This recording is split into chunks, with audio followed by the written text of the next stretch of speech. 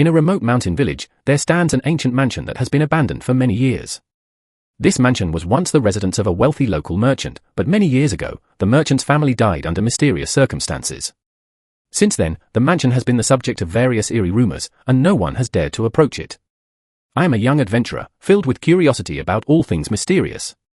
After hearing the legend surrounding this mansion, I decided to explore it alone one night. As night fell and the moon hung high in the sky, I arrived at the mansion's front gate. The door was tightly shut, but the lock had long since rusted. With a gentle push, the door creaked open. A musty, decaying smell wafted out, sending a shiver down my spine. Stepping into the courtyard, the moonlight cast a pale glow on the ground. The surroundings were eerily silent, with only the sound of my own footsteps echoing through the empty yard. Suddenly, a cold breeze swept by, rustling the leaves behind me. I turned to look, but there was nothing there. I cautiously entered the main house, where the furnishings were covered in dust and cobwebs. On the wall of the main hall hung a portrait of the wealthy merchant, his eyes seemingly fixed on me with an intense gaze. A chill ran down my spine, but I forced myself to remain calm and continued further inside. Entering the bedroom, I noticed that the bedding was still on the bed, though it was now tattered and worn. As my hand accidentally brushed against the bedpost, there was a loud crack, and a piece of the bedpost broke off. Immediately after, I heard a faint, sorrowful weeping, as if it came from another world.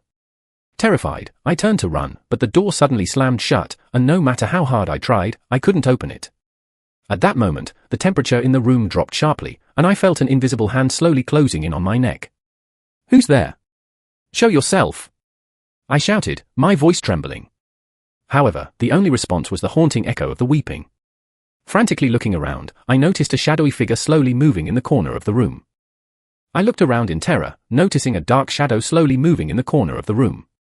As the shadow drew closer, I could see that it was a woman dressed in ancient attire, her face pale and her eyes sunken. Who are you?" I stammered.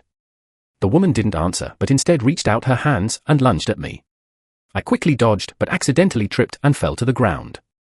Just when I thought I was doomed, a sudden bright light appeared, and the woman vanished.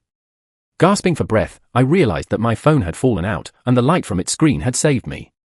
I didn't dare stay any longer and crawled out of the ancient mansion. After returning home, I thought it was all over, but the nightmare had just begun. Every night, I would dream of that woman.